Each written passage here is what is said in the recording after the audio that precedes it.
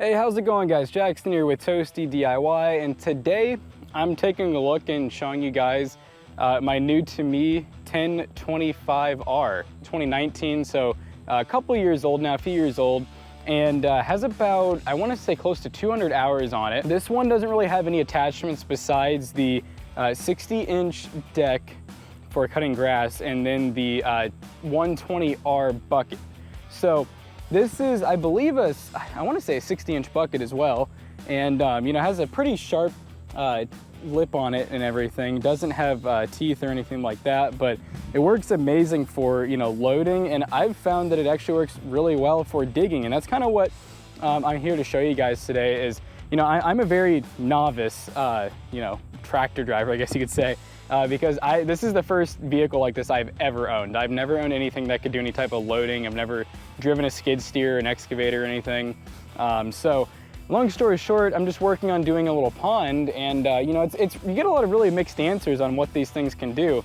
You know, because if you look at John Deere's website, you know, they make it sound like it's for really very small things. You know, like, and when I say small, man, yes, this is a small size tractor. It's not meant to, you know, move like 5,000-pound rocks or anything insane like that. But that doesn't mean that you can't get, you know, around 1,000 pounds in this bucket and keep it low to the ground and actually move around and, you know, use it for things like that. So yeah, I mean, this thing's overall in pretty good shape, mechanical wise. Now, it does have a little wear and tear. As you can see here, the duct tape, I read that this is a pretty common thing. Then the only other really big issue with it is the hood latch situation, which I know these hoods are plastic, so a lot of times these latches break off. It is hydraulic though, so as long as you're not like on the highway, it stays down pretty well. But yeah, overall, you know, really good shape and everything. So I think this is, I believe this would be I guess it'd be a 2019, because that's late 2018 on the hood there, so we'll call it 2019. But yeah, overall though, everything works really well from what I've been able to tell.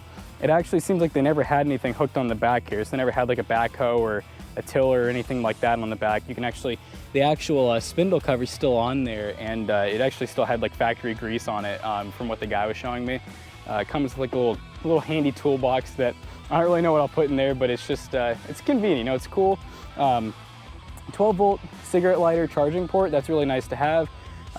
Your control is all done on this joystick here. You have forwards and backwards and the pedals there. You do have headlights, which you got these lights right here, which I'm not really sure if these are aftermarket or they come with it, but they're adjustable. You can angle them up and down. They're good for working. And then you do actually have, you know, legitimate headlights up here as well. It has turn signals, brake lights, basically everything you need to do drag racing. But and then it has a mechanical fuel gauge right here. You can see I'm at, I think when I got it, I was probably about a little over 3/4, and I probably put about 2.5 hours, maybe 3 hours. That's actually how long I've done this. I literally started from nothing, so it just was, you know, just flat ground here. And as you can see, I've dug up quite a bit. So for 3 hours worth of work, and like I said, I am not good at doing this. I'm definitely learning. I rarely ever manage to get the bucket full or even near full whenever I move the dirt, because I'm just not great at kind of like, I guess you could say, feeling or knowing how full it is, just because once you're up here, it's a little bit hard to see what's in the bucket until you turn it all the way up, and even then it's still hard because some of your material will kind of sit up here. So it can be a little bit hard to tell how full it is, you know, for someone like me who hasn't done this a whole lot. It does have the anti-roll. It also has the seatbelt as well. I guess I shouldn't call it anti-roll. I mean, it keeps it from, you know, completely going upside down. You'll just fall on your side basically. As long as you're wearing your seatbelt, you'll be fine. But obviously, whenever you're doing any type of like loading or anything, especially, make sure you have your seatbelt on. You know, make sure you're not going super fast with it unless you're keeping it really low to the ground and you're on like really flat surface. One thing I had them do before they sold it to me was, you know, I had John Deere perform all of the greasing and everything. Sorry, not John Deere, but the dealer I bought it from. So everything's been greased. I want to say it has new spindles. They went ahead and did like the full oil change, and any other fluids that need to be changed, you know, close to the 200-hour mark. You know, like I said, suits my purpose pretty well. And then the only real times that I've had any, like, I guess you could call it scares, are, you know, there's been a couple times where I've had the bucket completely filled, and obviously this is not a level yard. And you know, when I'm going to go up and dump it, I have had times where it's kind of basically teetered over. But I believe that the deck being on here, I'm not really sure if it was the deck or maybe I managed to stop it with the actual bucket, but I managed to keep it from actually tipping. It just kind of went a little bit, you know, sideways, and then once I got all the dirt out, it just went back down. So yeah, I don't know if it was this that stopped it, or maybe I was just had it, because you're supposed to, you know, drive with the bucket as low to the ground as possible. So I don't know, could have been multiple things at play there that helped me there. And like I said, I mean, I would have been fine. It just probably, who knows what it would have broken, probably the other light there. I wouldn't be surprised if maybe it rolled before. I did install this top. I know it looks incredibly goofy. This is actually for my lawnmower. I have the, oh gosh, what's the lawnmower? This 735M.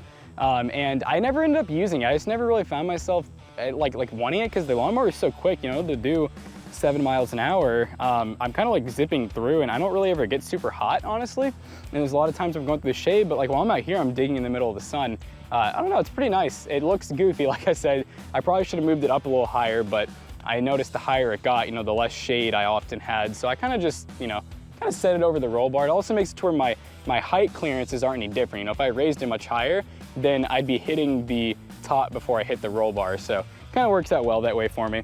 Haven't really used it to cut the grass. Like I said, I have a really nice mower, and I really like 0 turns compared to lawn tractors. I've never been a big fan of lawn tractors, especially because I have a lot of trees and a lot of going backwards and forwards I have to do. But yeah, the thing's pretty sweet. So you do have a tachometer, and when you're idling, you're gonna be around the 1500 RPM range. And then once you're needing to do any work with this, you know, the guy told me he recommends just anything over 2000. So really, like, I usually hover between, I would say like 2300 and 2500 RPM. And it seems to have plenty of power at that range. The furthest I've ever seen this needle get to is not even halfway in terms of the heat and all that. So, you know, it's served me really great. And, you know, the guy told me too, he said on older diesels, you know, you really wanted to be kind of, you know, on off the throttle. Like if you weren't moving it, you know, you don't want to break it. He told me that these bad boys are amazing at higher RPMs. He said they're very efficient at higher RPMs. He said they're almost worse at lower RPMs in terms of efficiency and the fuel usage. So I was like, well, all right. So that's what I've kind of stuck with, is just a little over 2000. Now, if you're cutting the grass, you'll notice they give you this right here. And that's for basically like cutting the grass. It might also be for PTO as well. But he just told me, you know, if you want to cut the grass, get it to around that mark. So pretty much, I guess that'd just be full throttle almost. It does have a full-on like parking brake that you do have to engage, I believe, to turn it on and off. You also have to be in neutral. And if you're not in neutral and you get up or anything, it will turn off because it assumes that you're probably flipped. And this does actually have, like, since it's an R, like the full-on like suspension, so you can actually you know, adjust the suspension on it, like the travel and everything, depending on how much you weigh. So that's always super cool. It has a couple other cool features, like this right here. It's a hydraulic deck, so you can lower and raise it without having to use your feet or anything. It's just all hydraulic, and then this locks it to the height you want it. So like I said, I'm not using it to cut the grass, so I have it all the way up. I could take it off, but I don't know, not something I really feel like doing. And then there's all these here. These are basically, like, I believe he called them floating positions, where you can use the bucket for things like leveling gravel and stuff like that. It basically puts certain amounts of pressure down consistently. Super cool feature. I don't even honestly know exactly how that works yet. Haven't really had the need for it yet, but I'm sure I will, and maybe I'll do a little update once I do that. Like I said, you do have a high and a low. Low is really good for, you know, doing digging and stuff, and then obviously with high, you know, it'll do a lot more than that. This right here is for the, basically it's how it works is like, it's like your PTO. So if you have it set to this, then once you turn your switch on right here, this is how you can engage, you know, either your deck if you have a mower, or your rear spindle back here, or drive shaft. So that's kind of interesting how that works. Still kind of learning on that, but basically if you're just, you know, driving the machine like normal, you know, you have it set here. If you're going to be using like I believe it's like your mower deck and your PTO, then you have it here. And then if you're going to be using just the mower, then you have it here. So I guess actually, yeah, this is mower and PTO. This is just mower, and then I think that's just PTO. And I think that's pretty much the simple explanation. It does have the quick disconnect, what do you call that, water, or sorry, I guess it's not even really quick disconnect. So basically you can hook up your hose to it to clean out your deck and everything. This right here controls your grass cutting height. This is also how you get the actual deck on and off. How he showed me was basically you just turn it to here. And I think there was, I want to say there was 1 or 2 latches that you had to get to. There's plenty of videos on how to do this, by the way, guys. This is your actual brake and also like your e-brake. So once you put that in, you pull that out, and then you have your e-brake on. It does have a tilt steering wheel, adjustable armrest that are, you know, really basic, but, you know, they are technically kind of adjustable. Yeah, I'm trying to think if there's really anything else to this. It is a diesel. I think it holds a little over 6 gallons. And like I said, so far it's been very efficient for me. And you know, it's diesel injection, so it is technically like a fuel injected engine, no carburetors or anything. Really easy to get to fuel filter and oil filter, so that's always nice. And I think that's just about it. So what I'm gonna do is I'm just gonna go ahead and just get some footage of me digging with this. So most of my ground is pretty hard again, but I will say it did rain. This actually got pretty full because that's all clay right there. So hopefully I don't have any issues with traction. So far, this thing has not slipped on me like really at all, even getting down in some of these deeper spots. Like this slope, and the camera does not do this justice, by the way, guys. I've noticed that. Like I've sent pictures to my friends, and like, have you even started digging yet? And to give you an idea, like right here from where I'm standing, that's probably about I'd say a 3-foot difference, give or take. So I definitely have dug. I mean, as you can see by all the dirt piles, I definitely dug, I promise that. So I'm gonna go and get the camera set up and start digging.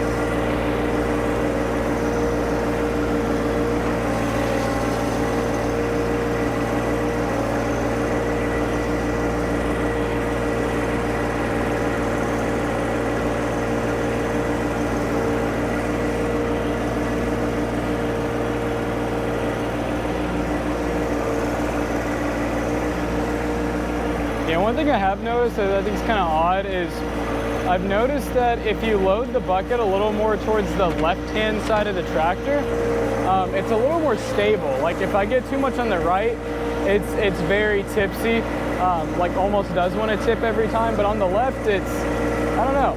It's almost like there's more weight on the right side. Maybe there is. But as you can see, I've hit a whole lot of clay here, and this stuff is not easy to dig. It literally feels like rock.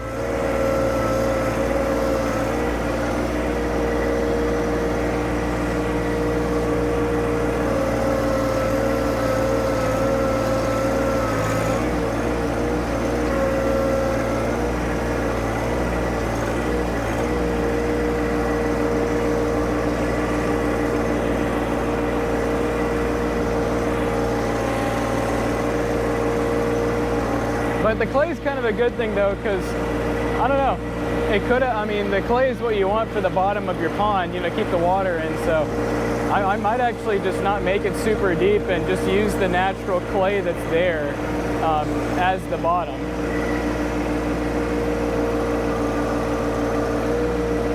I definitely have a crap ton of weight towards the left right now. Just not happy about it.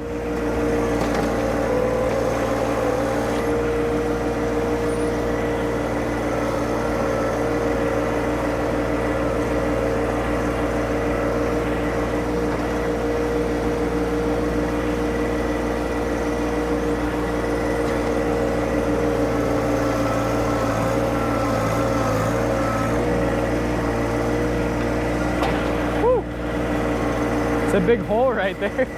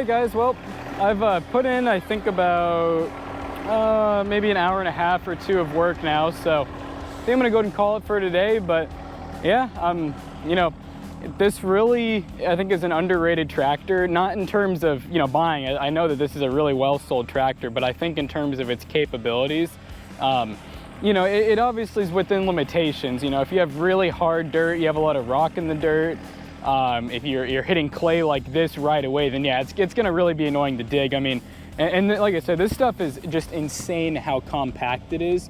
It literally, I almost thought it was rock when I was first digging it.